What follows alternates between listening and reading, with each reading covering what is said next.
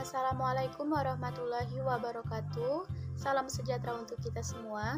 Perkenalkan, nama saya Putri Salsabila dengan NPM 21130230228 dari Program Studi Pendidikan Kimia kelas B. Pada video kali ini, saya akan menjelaskan mengenai sejarah organisasi kepanduan atau kepramukaan di Indonesia. Gerakan pramuka di Indonesia dimulai pada tahun 1912. Cikal bakal pramuka di Indonesia adalah The Netherlands Pathfinders organisasi yang dibentuk oleh Belanda. Kemudian, pada tahun 1916, organisasi tersebut berganti nama menjadi Netherlands Indische Padvindersvereniging atau NIPV. Istilah Pathfinders merujuk pada organisasi kepanduan yang ada di Belanda. Penggunaan istilah Pathfindery kemudian mendapat larangan dari Belanda. Kiai Haji Agus Salim lalu memperkenalkan istilah pandu atau kepanduan. Beliau kemudian dikenal sebagai Bapak Pandu Indonesia.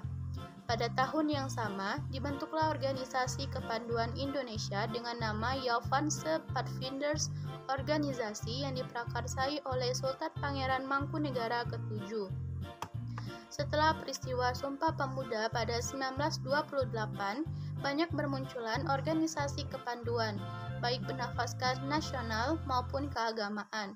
Contohnya, Padvinder Muhammadiyah atau Hizbul Wathan, Nasionale Padvinderij, Syarikat Islam Afdeling Padvinderij, Nasional Islamistische Padvinderij, Indonesisch Nasional Padvinders Organisasi. Guna mempererat hubungan antara organisasi Pandu Indonesia, dibentuklah organisasi persaudaraan antara Pandu Indonesia atau PAPI pada tanggal 23 Mei 1928. Pada tahun 1930, PAPI berubah menjadi Kepanduan Bangsa Indonesia atau KBI yang dirintis oleh beberapa tokoh kepanduan di Indonesia. PAPI kemudian berkembang menjadi Badan Pusat Persaudaraan Kepanduan Indonesia atau BPPKI pada bulan April 1938. Untuk mempererat hubungan antar pandu, BPPKI kemudian mengadakan perkemahan Kepanduan Indonesia Umum atau Perkino pada 19 sampai 23 Juli 1941 di Yogyakarta. Pada masa penjajahan Jepang, organisasi kepanduan sempat dilarang untuk berdiri, tetapi semangat kepanduan tetap menyala pada setiap anggotanya. Setelah proklamasi kemerdekaan, tokoh kepanduan Indonesia membentuk Panitia Persatuan Kepanduan Indonesia untuk membentuk suatu wadah organisasi kepanduan di Indonesia. Lalu diadakanlah Kongres Kesatuan Kepanduan Indonesia pada tanggal 27 hingga 29 Desember 1945 di Surakarta. Hasilnya adalah terbentuk Pandu Rakyat Indonesia yang kemudian diakui pemerintah sebagai satu-satunya organisasi kepanduan di Indonesia melalui Surat Keputusan Menteri Pendidikan, Pengajaran dan Kebudayaan nomor 93 bagian A tertanggal 1 Februari 1947.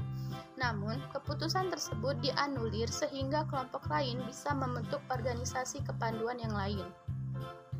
Pada tahun 1955 diadakan Jambore Kepanduan Indonesia pertama di Jakarta. Di awal tahun 60-an, diperkirakan ada lebih dari 100 organisasi kepanduan di Indonesia yang bernaung pada 3 federasi utama, yaitu 1. Ikatan Pandu Indonesia atau IPINDO, 2. Persatuan Kepanduan Putri Indonesia atau PKPI, 3. Persatuan Organisasi Pandu Putri Indonesia atau POPINDO. Akhirnya, pada tahun 1961, Gerakan Pramuka terlahir dengan dilatar belakangi oleh semakin banyaknya organisasi kepanduan di Indonesia. Pembentukan Pramuka dilandaskan oleh Keputusan Presiden nomor 238 tahun 1961.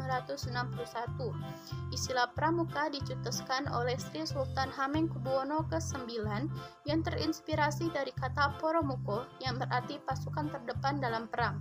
Namun, Pramuka kemudian dijadikan dari Praja Muda Karana yang berarti jiwa muda yang gemar berkarya.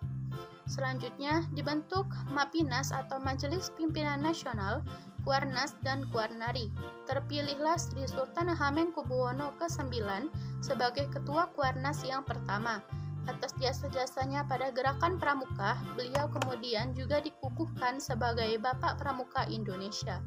Pada 14 Agustus 1961, dilakukan pelantikan Mapinas, Kuarnas, dan Kuarnari, serta penganugerahan Panji Gerakan Pramuka di Istana Negara oleh Insinyur Soekarno kepada Sultan Hamengkubuwono ke-9. Dilanjutkan dengan Divail atau Pawai Pramuka untuk memperkenalkan organisasi pramuka kepada seluruh rakyat Indonesia.